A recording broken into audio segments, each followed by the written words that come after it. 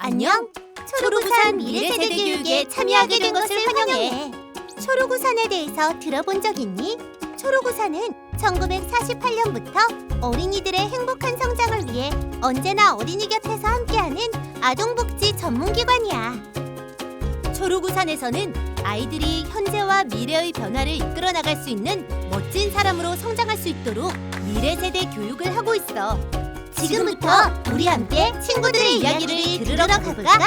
자, 그럼 출발! 청소년 권리와 함께 걷기. 안녕하세요, 여러분. 저는 오늘 여러분과 교육을 함께할 선생님이에요. 이번 시간에는 다양성 존중에 대해 알아보려고 합니다. 지금부터 차별 없는 세상에 대한 영상을 같이 보도록 할게요. 영상에서 나온 내용을 토대로 활동지를 함께 해볼 예정이니 집중해서 볼 수 있도록 해요. 자, 지금부터 시작해볼까요? 너는 살면서 차별을 당했다고 느낀 적이 있니? 우리의 일상 속에는 알게 모르게 수많은 차별이 존재하고 있어. 가끔 누군가는 차별과 차이를 헷갈리곤 해.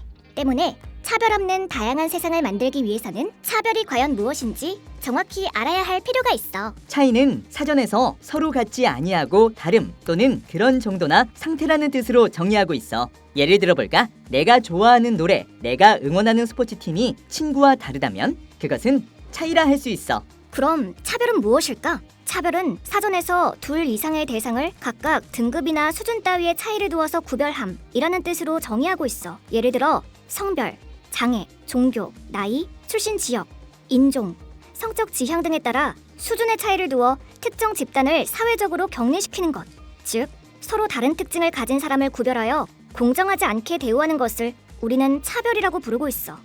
학교에서 성적 순으로 점심 배식을 한다고 한다면 그것은 차별이라고 할 수 있지. 차이가 서로 같지 않고 다른 것을 의미한다면 차별은 차이를 인정하지 않고 불평등한 구별을 하는 개념이야. 세상 모든 사람들이 원래부터 너무너무 나빠서 차별을 하는 걸까? 차별은 어디에서부터 시작될까? 일단 차별은 두려움 혹은 안전하고 싶은 마음에서 시작되기도 해. 대체로 우리는 내가 아는 것을 볼 때 편하고 안전하게 느끼지. 새로운 것, 다른 것을 처음 마주하면 두려움을 느끼기 마련이야. 모르는 것에 대해 낯설고 어색한 마음이 드는 것은 당연한 생존 본능일 수 있지.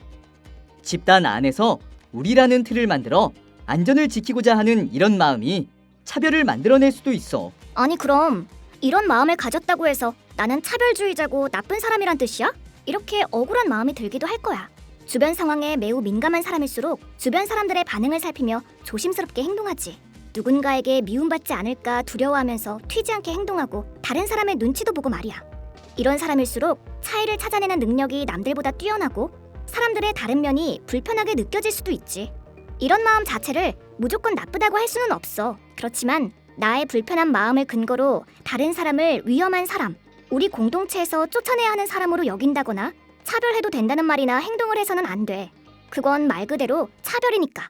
누군가를 향해 두려움이나 낯선 마음이 든다면 그 감정을 당연하게 받아들이기보다는 잠시 멈추고 왜 나에게 이런 마음이 드는 걸까 하고 내 마음을 돌아보는 게 어떨까? 왜냐하면 낯선 누군가에 대한 두려움과 이로 인한 차별적인 마음은 때론 근거 없는 편견이나 부정확한 정보에서부터 시작되기도 하거든. 누군가 학교에서 머리를 노랗게 염색하더니 넌 분명 불량한 태도를 가졌을 거야 라고 말하면 넌 어떻게 대응할 거니? 그 두 가지가 어떤 연관성이 있는지 얼마나 비논리적인 생각인지 따져 묻겠지? 코로나 사태 초기에 동양인은 모두 바이러스다라며 인종차별이 심해졌던 것을 떠올려봐. 질병의 최초 발생지가 아시아였다고 해서 그 나라의 국민들이 모두 바이러스에 걸렸을 거라는 편견, 각종 뉴스에서 자극적으로 전해지던 가짜 뉴스들이 차별의 상황을 만들었지. 이유가 무엇이든 차별을 만들어내는 사람들은 대체로 사회적 약자에게 쉽게 비난을 퍼붓곤 해.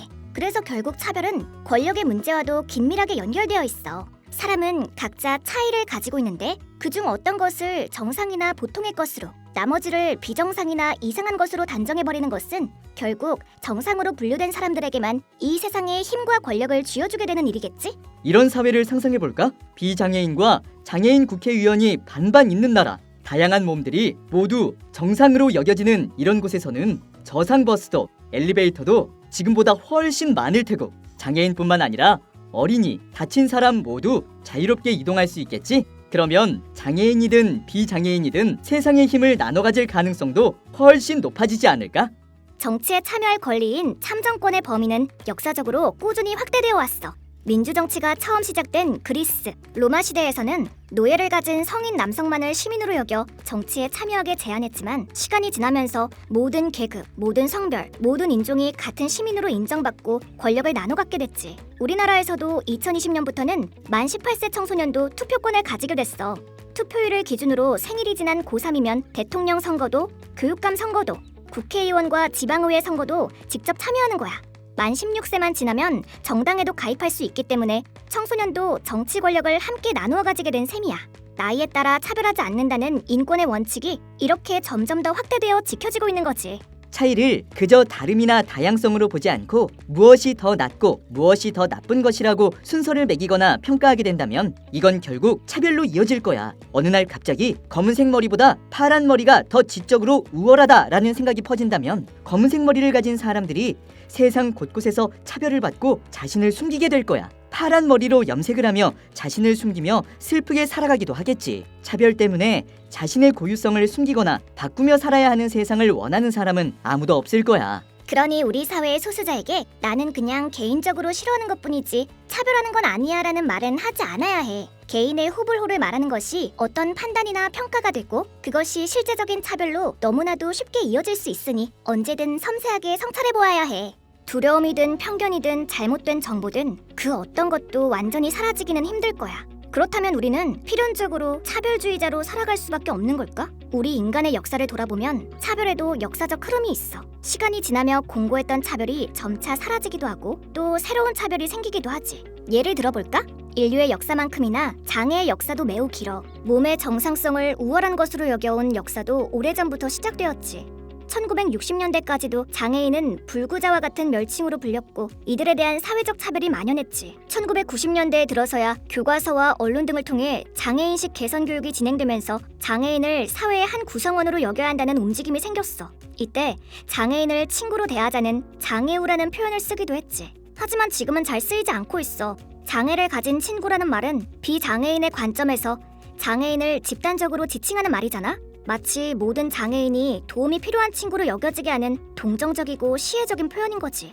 상대방에게 묻지 않고 친구라고 지칭하는 것 또한 폭력적일 수 있고 말이야. 그래서 지금은 평등한 개념으로 장애인과 비장애인이라는 명칭을 쓰는 문화로 바뀌었어. 어때? 역사의 흐름에 따라 차별 또한 사라지기도 하지? 이뿐만 아니야. 여성은 책임감이 부족하고 감정적이라서 바깥일을 하기엔 부적절하다.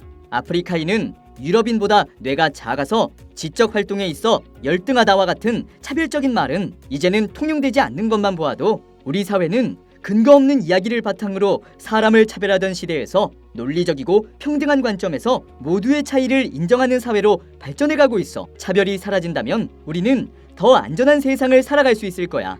지금도 차별을 받는 당사자의 용기 있는 문제 제기를 통해 차별 없는 세상을 만들기 위한 노력이 지속되는 중이야. 차별은 시대에 따라 새롭게 드러나기도 해. 이러한 점을 보면 그 누구도 차별의 문제에서 자유로울 수는 없어. 한 사람에 대한 차별은 우리 모두의 문제로 연결되기 때문에 우리는 모든 차별에 함께 맞서야 할 필요가 있다고 할 수 있지. 특히 최근에는 기후위기로 인해 발생하는 차별 문제를 이야기하는 사람들이 전 세계적으로 많아지고 있어. 기후위기는 전 인류의 문제이지만 그 피해는 모든 사람에게 고르게 가지 않기 때문이야. 모든 인권의 출발점인 생명권을 위협하는 기후위기는 전 세계 수억 명의 기후 난민을 만들고 있어. 특히 저지대 주민이나 반지하 거주민, 야외에서 근무하는 건설, 산업 노동자를 비롯해서 성장기에 있는 아동과 청소년에게 기후위기의 피해가 더 크게 발생해. 이렇게 기후위기로 인해 발생하는 차별을 기후차별이라고 하지. 그럼 지금부터는 차별 없는 세상을 만들기 위해서는 어떠한 노력을 할 수 있는지 알아볼까? 가장 먼저 차별은 주변에 어디에든 존재하기 때문에 우리의 일상을 면밀히 살펴보는 것이 무엇보다 중요해. 우선 우리가 매일 사용하는 언어에도 차별은 존재해왔어. 예를 들어 여교수, 여기자, 여배우라는 단어는 남성형을 기본으로 파생된 말이야. 직업과 성별은 전혀 관련이 없는데도 이런 말이 오랫동안 사용되어 왔지. 최근에는 불필요하게 성별을 구분짓는 언어가 변화하고 있어. 육아의 부담을 여성에게만 지우는 유모차는 사용하는 사람을 중심으로 한 유아차로 바꾸자는 움직임이 일고 있지. 이처럼 일상의 언어를 성찰하고 바꾸어 나가는 것은 차별 없는 세상의 커다란 첫걸음이 될 수 있어. 우리가 자주 즐기는 콘텐츠는 어떨까? 예전에 청각장애인은 TV 프로그램을 비롯한 매체를 이용하는데 불편을 겪었어. 그러나 최근에는 수어 통역 서비스를 통해 청각장애인이 매체를 즐길 수 있지. 우리가 매일 방문하는 공간에 존재하는 차별을 없애려는 다양한 노력도 시도하고 있어. 예를 들어 모두를 위한 화장실이 곳곳에 설치되고 있지. 이러한 화장실이 도입되면 성별이 다른 양육자와 함께 화장실을 이용하는 어린이, 성별이 다른 활동 보조인과 함께 화장실을 이용하는 장애인, 다양한 성 정체성과 성적 지향을 가진 성소수자가 차별받지 않고 이용할 수 있는 공간이 생기는 거야. 우리의 일상에서 실천할 수 있는 노력과 함께 차별을 없애기 위한 법적인 움직임도 활발히 일어나고 있어. 장애인 차별 금지법은 제정된 지 10여 년이 지났고 매년 개정을 통해 장애인에 대한 차별을 개선하는 법적 근거를 제공하고 있지. 채용절차법에서는 용모, 키, 체중 등의 신체적 조건이나 출신 지역, 혼인 여부, 재산 등의 기준으로 구직자가 차별받지 않도록 규정하고 있어. 이 밖에도 성별에 따른 차별이나 나이에 따른 차별을 금지하는 법이 이미 제정되어 있고 학력차별 금지 법안을 비롯한 다수의 법안들이 현재 우리 사회에 존재하는 차별에 맞서기 위한 논의 중에 있지. 하지만 이렇게 뿔뿔이 흩어져 있는 차별금지법은 차별을 받는 모두를 지원하기에는 역부족이야. 헌법에도 명시된 평등은 모든 법률에 적용되어야 할 가장 중요한 가치 중 하나임에도 우리 사회의 누군가는 아직까지도 법의 보호를 받지 못하고 있어. 때문에 최근에는 우리 사회의 모든 차별 요소를 금지하는 포괄적 차별금지 법안이 발의되었지. 이처럼 다양한 노력을 통해 차별이 없어진 세상은 어떤 모습일까? 우선 차별이 사라진 세상에서는 나라는 존재가 더욱 빛날 수 있을 거야. 모든 인간은 달라. 누구도 완벽히 같은 사람은 없지. 나라는 존재 자체가 전 인류에서 딱 한 명뿐인 거야. 즉 사람들은 모두가 나름의 소수자성을 가지고 살아가고 있어. 내가 가진 소수자성이 온전히 존중받는 세상에서는 단 한 명뿐인 나라는 존재가 더욱 안전하게 살아갈 수 있어. 나아가 평등한 세상에서는 누구도 배제되거나 차별받지 않고 서로의 다름이 안전하게 만날 수 있을 거야. 다름은 우리 사회를 더욱 다양한 모습으로 아름답게 꾸며주는 특별함을 지니고 있어. 이 세상이 다 똑같은 모습을 하고 있다면 하나도 재미가 없을 거야. 간혹 다름은 틀림으로 오해를 받는데 이때에 차별이 생겨나곤 해. 하지만 차별이 사라진 세상에서는 우리는 더 많은 다른 사람을 만나고 그들과 친구가 될 수 있어. 너와 나의 다름이 안전하게 만나 다채로운 색으로 채워지는 차별 없는 세상을 함께 고민해보자.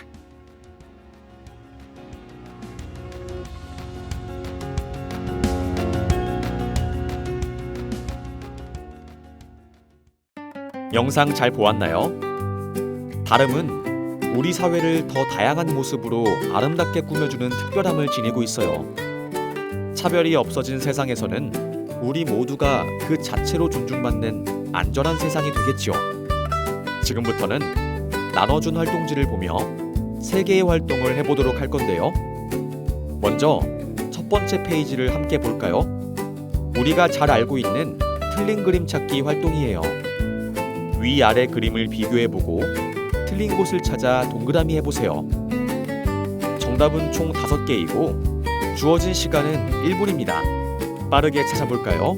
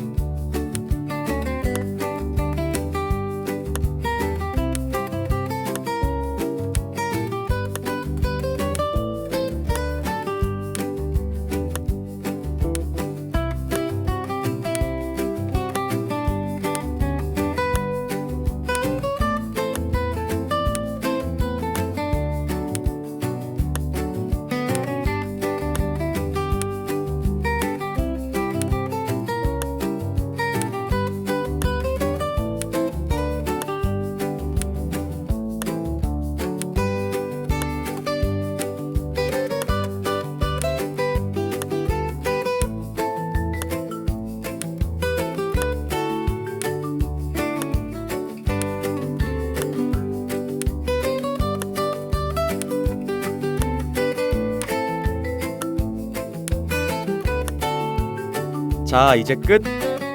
모두 정답을 잘 찾았나요? 정답은 이렇게 5곳이었어요. 이번에는 다른 그림 찾기를 해보도록 하겠습니다. 왼쪽과 오른쪽 그림을 비교해보고 다른 곳을 찾아 동그라미 해보세요. 마찬가지로 정답은 총 5개이고 주어진 시간은 1분입니다. 지금부터 시작!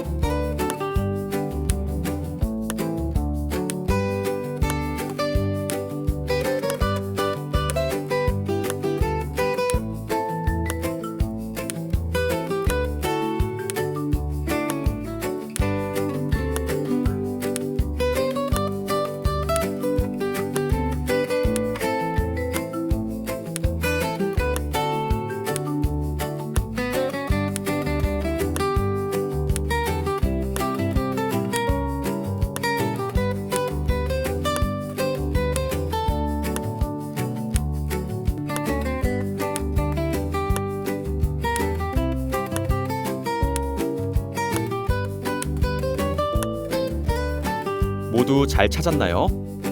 정답은 이렇게 5곳이었습니다. 여러분, 지금 한 다른 그림 찾기 활동이 앞에 틀린 그림 찾기와 어떤 점이 달랐나요?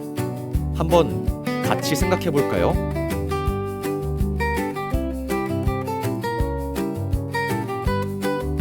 그래요. 사실 2가지 활동에 다른 점은 없었습니다. 2가지의 그림을 비교해보고 같지 않은 부분을 찾는 활동이었으니까요. 그런데 왜 우리는 같지 않고 다른 부분을 찾는 활동을 틀린 그림 찾기라고 부르는 게 더 익숙할까요? 사실 다른 그림 찾기가 맞는 표현인데요. 우리는 일상에서 종종 다르다와 틀리다를 혼동하여 사용하고는 합니다. 다르다는 서로 같지 않다라는 뜻이고 틀리다는 옳지 않다라는 뜻이죠. 이와 같은 결로 생각하면 차이는 서로 같지 않고 다름 또는 그런 정도나 상태를 의미해요. 예를 들면 나와 내 친구가 좋아하는 노래나 스포츠팀이 다른 것처럼요. 차별은 둘 이상의 대상을 각각 등급이나 수준 따위의 차이를 두어서 구별짓는 것을 말합니다. 서로 같지 않고 다르기 때문에 발생하는 차이를 단순히 나와 다르기 때문에 틀리다 라고 판단하고 차별해서는 안 되겠죠. 우리는 차이와 차별을 구분할 줄 알아야 합니다. 이번 활동을 통해서 다름과 틀림을 이해하고 스스로의 행동을 돌아보고 정죄할 수 있어야 한다는 것 꼭 기억해 주세요. 2번째 활동으로 넘어가 볼까요? 다음 문장을 보고 떠오르는 사람을 아래 그림에서 골라보고 선택한 이유를 3가지 작성해 봅시다. 첫 번째 문장을 볼까요? 나는 중학교 학생회장으로 남들 앞에 서는 것을 좋아해요. 제가 잘하는 것은 농구이고 수학을 제일 잘한답니다. 4명의 인물 중 어떤 사람인 것 같나요? 그리고 선택한 이유를 3가지 적어보세요. 마찬가지로 2번째, 3번째 문장을 읽고 인물을 선택한 후 이유를 3가지씩 적어보겠습니다. 모두 작성했나요? 이번 활동은 우리 안에 잠재되어 있는 고정관념과 편견에 대해 생각해보는 활동입니다. 예를 들어 첫 번째 문장에서 학생회장, 농구, 수학이라는 단어는 남자 청소년을 떠올리게 할 수 있겠지요. 하지만 여자 청소년도 얼마든지 학생회장을 할 수 있고 농구를 좋아하고 수학도 잘할 수 있습니다. 2번째 문장에서는 요리와 아이돌봄이 여성의 역할이라는 고정관념, 3번째 문장에서는 인종이나 피부색에 대한 차별적 인식에 대해 생각해 볼 수 있습니다. 우리도 몰랐던 잠재되어 있는 편견이 혹시 사람을 대하는 태도에 영향을 미치지는 않는지 다시 한번 돌아보도록 합시다. 3번째 활동, 나는 누구일까요?입니다. 지문 A, B, C를 각각 읽고 한 명을 선택해 보세요. 선택한 이야기 속 인물은 어떤 사람일지 생각해보고 아래 말풍선에 있는 질문에 나의 생각을 적어보도록 합시다. 다 작성해 보았나요? 지문 ABC의 주인공들은 모두 실제 인물의 이야기입니다. 과연 누구일까요? A의 주인공은 전 지구적 생태 위기에 맞서 싸우고 있는 환경운동가 그레타 툰베리이고, B의 주인공은 미국의 영화배우 레오나르도 디카프리오입니다. C는 우리나라의 축구선수 손흥민에 대한 이야기였어요. 여러분들이 말풍선에 채워놓은 사람의 모습과 실제 주인공의 모습에 차이가 있나요?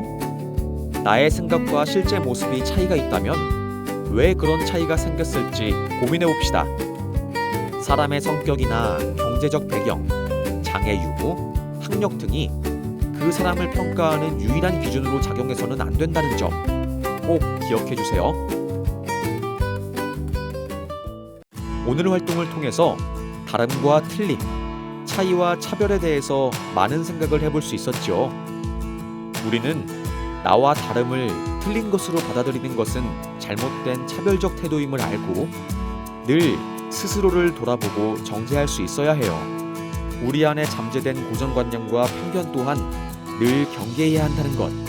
누구도 배제되거나 차별받지 않고 서로의 다름이 안전하게 만나는 것. 다양함이 세상을 더욱 다채롭고 재미있고 아름답게 만들 수 있다는 것 꼭 기억하도록 해요. 이것으로 오늘 교육은 마무리하겠습니다. 고맙습니다.